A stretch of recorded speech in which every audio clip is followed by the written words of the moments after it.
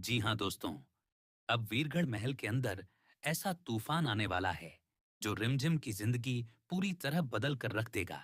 क्योंकि जिस औरत का नाम सुनकर पूरे महल के नौकर कांपने लगते हैं, जिस औरत के फैसले के सामने बड़े बड़े लोग सिर झुका देते हैं, अब वही रुक्मणी देवी वीरगढ़ महल के अंदर कदम रखने वाली है।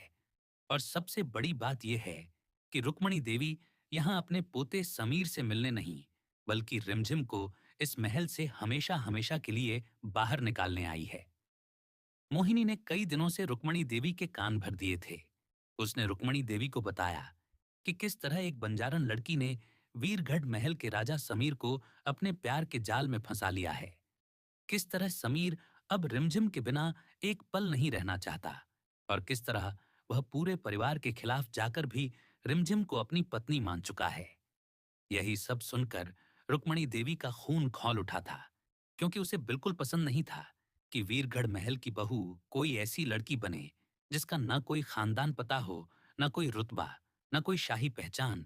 इसलिए रुक्मणी देवी ने फैसला कर लिया था कि अब वह खुद वीरगढ़ महल जाएगी और रिमझिम का खेल हमेशा के लिए खत्म कर देगी।